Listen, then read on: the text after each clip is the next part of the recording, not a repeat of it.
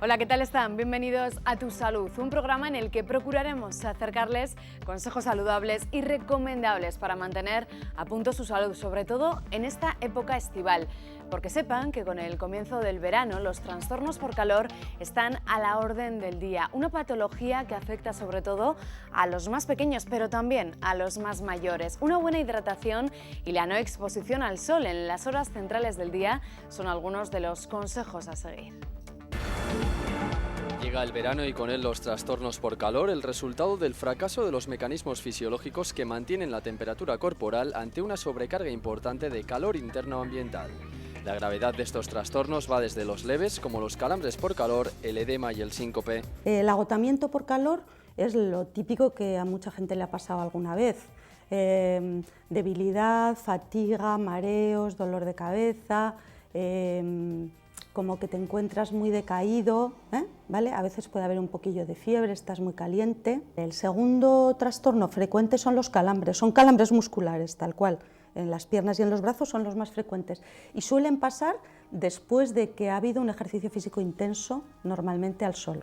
Hasta la forma más grave, el golpe de calor, que puede conducir, si no se trata precoz y adecuadamente, a un grave fallo multiorgánico y a la muerte. El golpe de calor es cuando los mecanismos que tiene el cuerpo para regular el tema de la temperatura se descompensan del todo. Entonces ahí hay una persona que tiene fiebre, 39 grados o más, o sea, es importante la fiebre que hay, la piel está enrojecida y muy caliente, pero seca, ya no hay sudor, el cuerpo ya no puede compensar sudando más. Y luego puede haber dolor de cabeza, alteraciones del estado de consciencia, y ahí sí que se necesita atención médica inmediata. Hay que llamar a 112, pues ya. La exposición continua al sol puede igualmente producir quemaduras de diversa índole e incluso problemas mayores. Pueden producir quemaduras a corto plazo, que es otro tipo de lesiones importantes por el sol, pero también es acumulativo, tiene un efecto dosis-respuesta al sol y se pueden producir cánceres a medio plazo y también cataratas en los ojos. Estos trastornos son más frecuentes en personas cuyos mecanismos reguladores son más deficientes, como son los niños y los ancianos. También en personas debilitadas, deshidratadas u obesas. En 2003, cuando fue la ola de calor muy fuerte, hubo 70.000 muertos extras, ¿no? Que no tocaban, ¿no? En toda Europa de junio a septiembre, y básicamente era gente mayor que vivía sola en sus casas. O sea, hay que tener especial atención con la gente mayor, que no tiene sed y se deshidrata mucho más fácil, con la infancia, con los lactantes y también con los niños, y también con las personas con enfermedades crónicas o que toman medicación, que es mejor que consulten a sus sanitarios si tienen que hacer alguna cosa especial. Mantener una buena hidratación durante todo el día, evitar la ingesta de bebidas alcohólicas y una alimentación sana son algunas de las recomendaciones de los profesionales. ¿Qué hay que hacer? Favorecer que el cuerpo no llegue a una temperatura tan alta y enfriarlo. 3 cosas son las importantes ahí para prevenir. Una es beber mucho, beber más, ¿vale? Un adulto en las temperaturas que más o menos se manejan en nuestro entorno viene a perder como 2 litros de líquido al día, 1 y pico, eso hay que compensarlo. Y cuando hace mucho calor, más. Se puede aportar líquidos bebiendo, que es más como el 60%, pero también comiendo ensalada, frutas. Protegerse del sol adecuadamente y evitar el ejercicio físico en las horas centrales del día son otros consejos útiles. Pues si estás en casa, buscando el lugar más fresco de la casa, teniendo ventilador si se tiene o unas horas de aire acondicionado, darse una ducha, incluso mojarse los brazos y la nuca, cerrar las persianas y las ventanas de día y abrir de noche, eso que hacían los romanos. No hacer actividades físicas a las horas de mayor calor. O sea, el año pasado es peregrino, gente que había ido en bici al monte, a correr, que se ha ido a la huerta, a las horas centrales del día. No hacer eso, por favor. Y es que lo vivido hasta ahora no ha sido una ola de calor propiamente, sino la resaca de una primavera para nada cálida. ¿Qué pasa este año? Que todo el mundo, estamos hablando de mucho calor, está viendo un verano relativamente normal.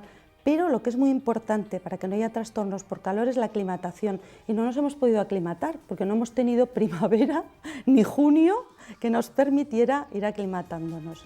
Se pueden producir al sol o a la sombra, ¿vale? Yo eso creo que es importante, porque a veces se piensa que solo al sol y no. Por ejemplo, cuando ha habido algún caso de algún niño muerto años pasados, ¿no? Dejado dentro de un coche, estaba a la sombra el coche, no estaba al sol. y sin embargo fue un problema muy grave. Por último, existe un proceso de aclimatación al calor por parte de nuestro organismo que puede durar hasta una semana, con el que somos capaces de generar mayores cantidades de sudor y adaptar nuestro sistema circulatorio al aumento de temperatura. El calor y el verano afectan directamente a nuestra salud, también a través de los pies. Cuando el mercurio sube, cambiamos las botas por sandalias y chancletas y pasamos medio verano casi descalzos. Hongos, ampollas, verrugas, grietas o dolores musculares y de espalda son solo algunos de los problemas más comunes.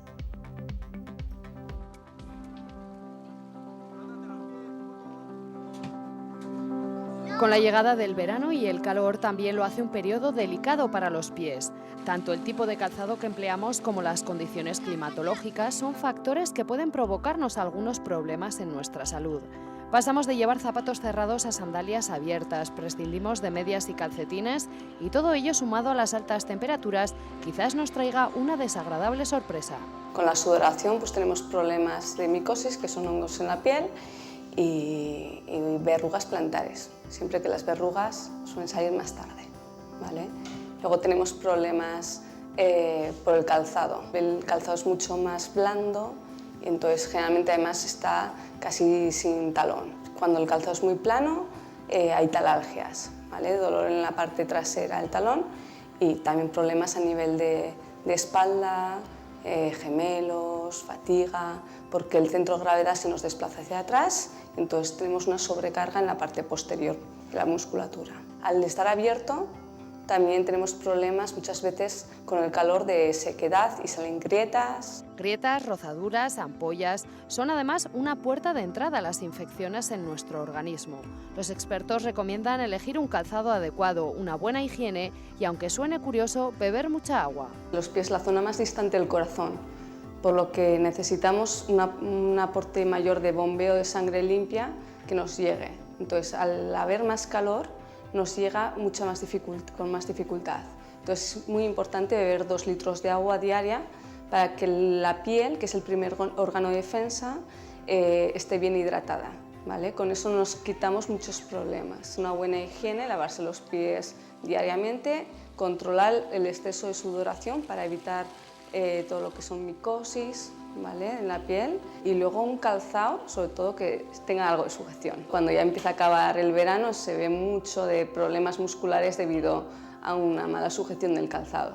Cuando nos referimos a un calzado adecuado, los imprescindibles son que sea cómodo, de material transpirable y con suela amortiguadora. Las personas con pie de riesgo, como los diabéticos o con pie vascular, nunca deberían llevar un calzado abierto. Tendríamos que tener un calzado con el contrafuerte, que es la parte trasera del talón, rígido, que nos sujetase el tobillo, ¿vale? Con una tira, y luego en la parte de los metatarsianos, la zona del antepié, con una tira o con algo de agarre. Tiene que tener una suela de goma y por lo menos 2 centímetros de tacón, que sería lo necesario para que vayamos bien alineados con el centro de gravedad, para que no suframos de problemas de talón, ni espalda, ni nada de nada. Y no es una leyenda urbana eso de que los pies se hinchan considerablemente con las altas temperaturas, y es más habitual de lo que podemos pensar. Generalmente aumenta medio número más de pie a la tarde, sobre todo cuanto más calor más se dilata. El agua fría es una buena solución cuando tenemos los pies hinchados. Dicen los expertos que descuidamos los pies no solo en verano, sino durante todo el año. Estamos acostumbrados a lavarnos los dientes todos los días, mimamos la piel y nos olvidamos de nuestro pilar de apoyo. No tenemos sensación de cuidado de pies. La única sensación que tenemos es que cuando va a llegar San Fermín hay que lucir los pies, entonces nos gusta tenerlos bonitos. Pero los pies es uno de los órganos más importantes que no los podemos descuidar. Es súper importante tenerlos bien cuidados porque un gran número de infecciones entran por los pies. Son de los lugares más problemáticos. Están en carga, nunca les damos un descanso y al estar tapados son los más descuidados. Todo lo que se oculta nunca se cuida.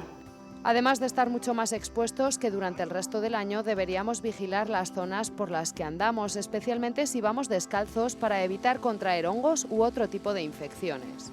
Los alrededores de la piscina, que hay una pequeña capa de agua, es el lugar de contagio, ¿vale? De todo este tipo de cosas. Duchas, donde hay muy poco, es una humedad. Ahí, si una persona tiene hongos en la piel o tiene verrugas, las transmite. Los hongos son fáciles de ver porque enseguida salen, pero en cambio nos encontramos que las verrugas, la edad media de los que cogen son 8 o 9 años y se suelen ver a partir de octubre-noviembre. Lo ideal sería ir con las chancletas hasta el vaso de la piscina y dejar las chancletas y justamente meterte, pero realmente es bastante complicado. Si somos conscientes de cuán importantes son nuestros pies y decidimos poner en marcha una campaña personal para cuidarlos, aquí van unos cuantos consejos. Andar 1 hora al día, ir bien calzado, ¿vale? Hidratarse la piel, sobre todo de rodilla para abajo, y vigilarse los pies, ¿vale? Controlar sudoración, grietas y vigilarse, ¿vale? Y ante cualquier duda, acudir a un especialista. Así que ya lo sabes, si quieres unos pies perfectos, no solo vale pintarse las uñas en verano. Has de cuidarlos durante todo el año porque lo agradeceremos durante toda la vida. Difícil, muy complicado resistirse a los encantos de un buffet libre. Las vacaciones de verano nos llevan a viajar y a hospedarnos en hoteles con esta opción llamativa y variada, pero peligrosa también. Una nutricionista nos da una serie de consejos para llevar a cabo frente a un buffet libre.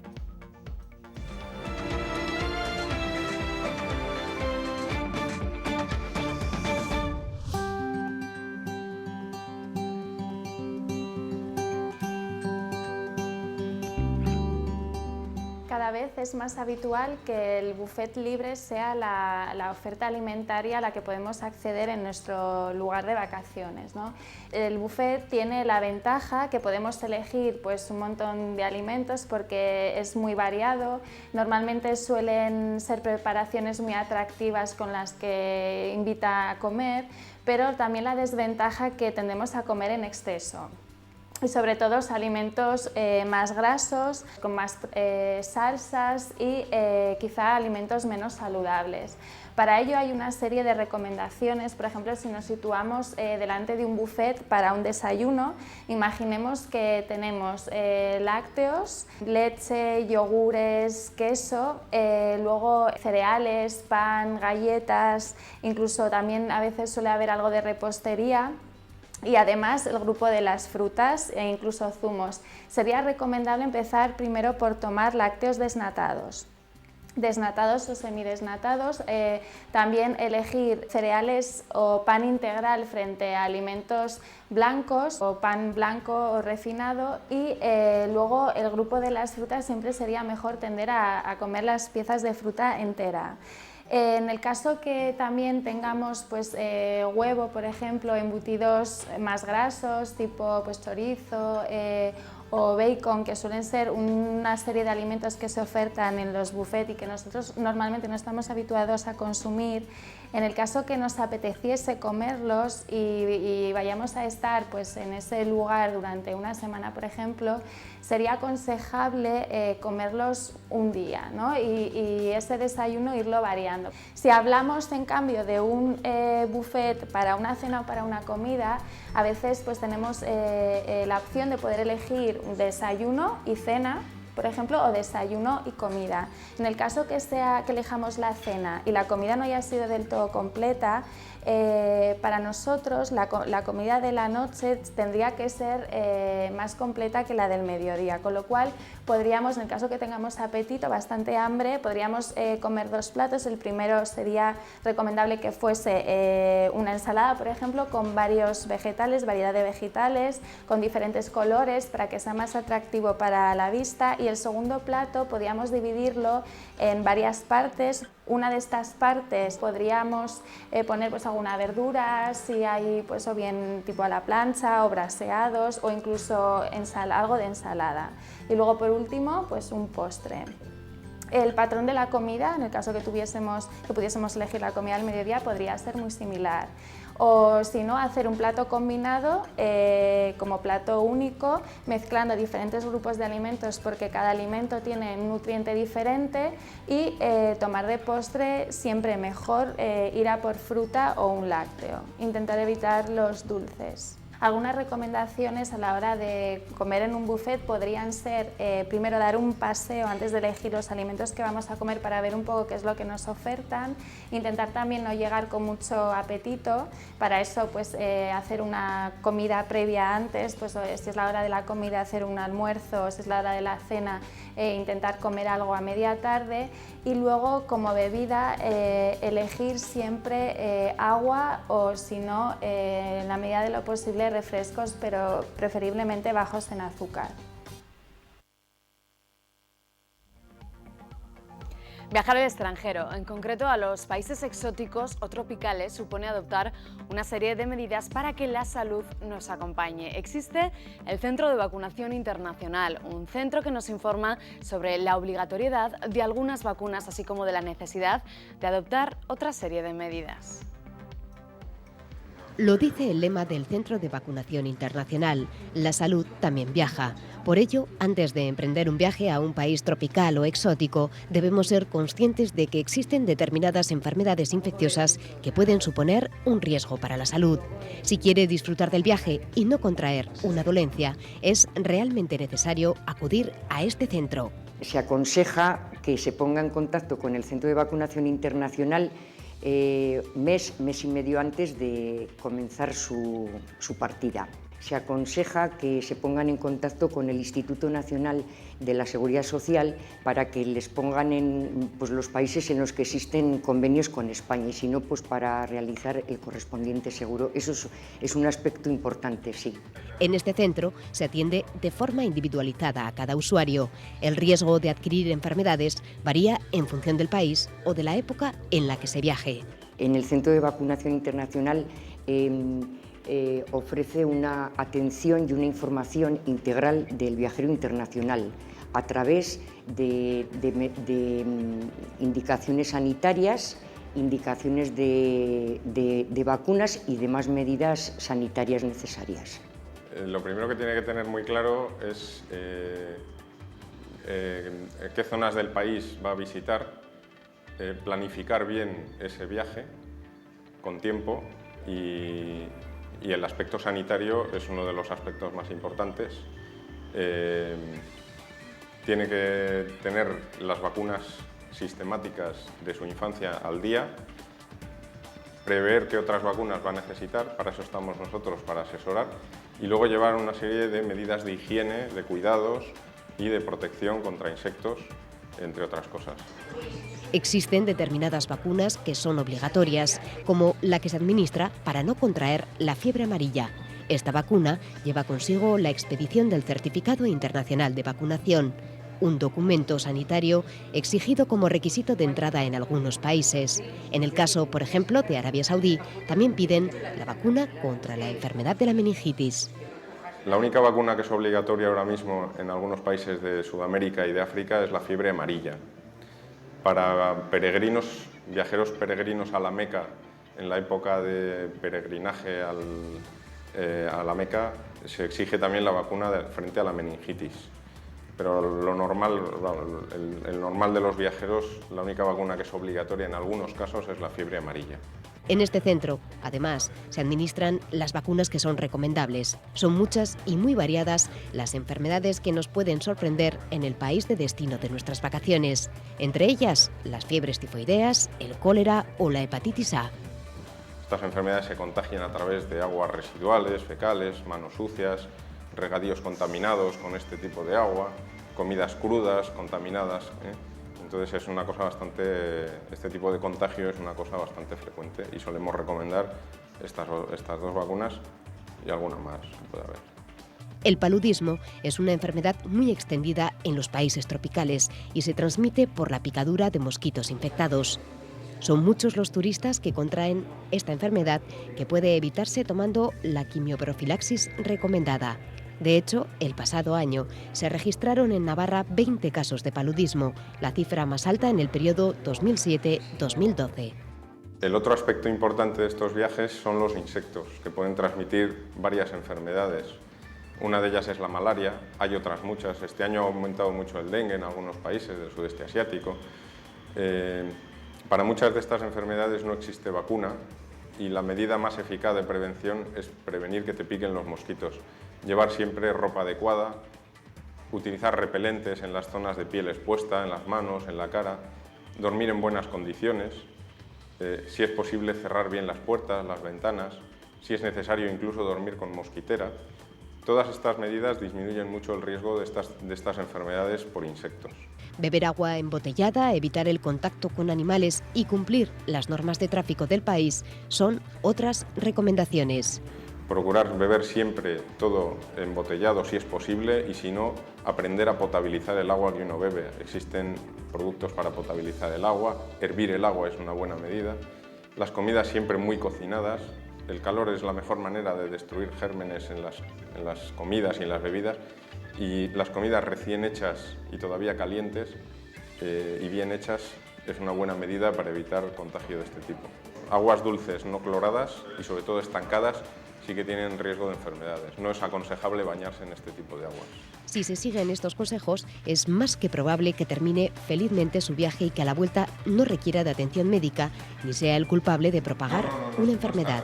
Por un lado, que el propio viajero no enferme por salud personal y para que pueda disfrutar de su viaje y hacer lo que tenga que hacer, si va por negocios o si va por cooperación, es decir, que pueda hacer lo que ha ido a hacer.